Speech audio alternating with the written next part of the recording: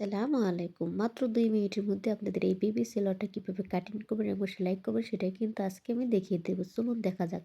১ম এটাকে আমি ৪ ভাঁজ করে নিয়েছি। ৪ ভাঁজ করার পর এখন এটাকে আমি কোমরের যে মাপটা সেই মাপটা আমি নিয়ে নিয়েছি। তো এটার কোমরের মাপ আমি ৭ ইঞ্চি নিয়েছি। আর এটার হাই নেব আমি ৯ ইঞ্চি। তো এই ৯ ইঞ্চির কাটার পর এখন এটাকে আমি সুন্দর করে একটা বক্স করে নিয়েছি। এখন নিচের যে সেলার সে হাইটা মানে মুহুরিটা সেটা নিয়েছি আমি ৬.৫। তো এটাকে ৬.৫ নিয়ে এখানে আমি চক দিয়ে দাগ কেটে নিয়েছি। দাগ কেটে নেওয়ার পর এটাকে আমি খুব সুন্দরভাবে কাটিং করে নেব। এটা কিন্তু খুব সহজ। আপনারা বড়দের এরকমভাবে সেলোয়ার কাটিং করতে পারেন। তো দেখুন আমার কাটিং করা হয়ে গেল।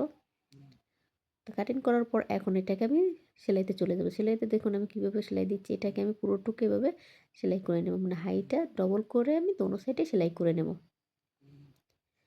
তো দেখতেই পারতেছেন আমি কিন্তু সেলাই করে নিচ্ছি। তো এভাবে পুরোটুকু সেলাই করা আমার হয়ে গেল। এখন আমি যে মুহুরি এখন আমার হাই সেলাই করা হওয়ার পর এখন আমি মুহুরিতে চলে যাব। তো মুহুরিটা কোনটাকে বলে পায়ের নিচের যেটা সেটাকে মুহুরি বলে। তো এই মুহুরিটা দেখুন আমি ২ টা ভাঁজ করে সেলাই করে নিচ্ছি। যদি আপনাদের কোথাও কোনো অসুবিধা হয় সেটা কিন্তু কমেন্টে জানাবেন। আর যদি ভিডিওটা ভালো লাগে অবশ্যই লাইক কমেন্ট শেয়ার করে রাখবেন পরবর্তী ভিডিও দেখার জন্য। তো এখন এটাকে আমি যে মুহুরিটা সেলানোর পর নিচে আমি একটা লেস বসাবো। তো অনেক আপুরা বলেন যে আপু উপরে লেস বসালে ভালো লাগে না। আপু উপরে বসালেও ভালো লাগে, নিচে বসালেও ভালো দেখা দেখা যাচ্ছে যে একটা নরমাল কাপড়ে যদি আপনার লেস বসান, যেভাবেই বসান না কেন খুব সুন্দর লাগবে। তো এটার উপর যার যার চয়েসের উপরে ডিপেন্ড করে। তো এইভাবে আমি মানে নিচের যেই মুড়িটা সেখানে কিন্তু আমার লেস লাগানো হয়ে গেছে। এখন আমি ২ মুখ একসাথে করে ২ মানে ২ টা একসাথে করে আমি এটাকে সেলাই করে নেব। তো দেখুন পুরোটুকু আমার সেলাই করা হয়ে গেল। এখন আমি রবার্ট লাগিয়ে দিতে যাব। তো রবারটা কিভাবে আমি মানে মাপ নিচ্ছি সেটা দেখতেই পারতেছেন।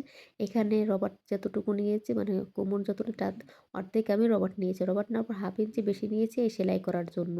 আর আমার কিন্তু মোটা রবার্ট ছিল কিন্তু চিকন রবার্ট ছিল না দেখে আমি মোটা রবার্টটাকে আমি চিকন কেটে চিকন করে নিয়েছি।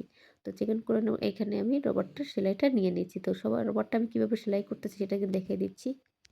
তো দেখতেই পারতেছেন আমি কীভাবে রবারটা লাগাচ্ছি। তো আপনারা যদি এই নিয়মে যদি রবারটা লাগান তাহলে কিন্তু বড়দের ছোটদের আপনার দুনুন বা মানে সবাইকেই আপনারা এভাবে সেলাইটা লাগাতে পারেন। তো আমার এভাবে পুরোটুকু মানে রবারটা লাগানো হয়ে গেল দেখুন। রবারটা লাগানো হয়ে যাওয়ার পর আমি এটাকে একটু টেনে টেনে দেবো যেন মানে সুন্দর করে বসে। তো এর উপর আমি আরেকটু চাপ সেলাই দেবো। চাপ সেলাই দিলে কি হয় মানে এই জিনিসটা সুন্দর হয় মানে কোনো ছোটার সম্ভাবনা থাকে না। অনেক সময় দেখা যায় রবার্ট কিন্তু ঢিলা হয়ে যায় বা নাকি হয়ে যায় সেটা কিন্তু রবার্টের কারণে হয়। হ্যাঁ? তো এখন এটার উপরে আমি এটা সুন্দর করার জন্য এখানে আমি আরেকটা চাপ সেলাই দিয়ে দিচ্ছি। তো চাপ সেলাইটা দেওয়া হয়ে গেল। তো আমার রেডি হয়ে গেল সুন্দর প্লাজো, বেবি প্লাজো। তো আপনাদের যদি এই বেবি সেলোয়ারটা ভালো লাগে অবশ্যই কমেন্টে জানাবেন। আর বেবি সেলোয়ারটা কেমন লাগছে সেটাও কিন্তু কমেন্টে জানাবেন।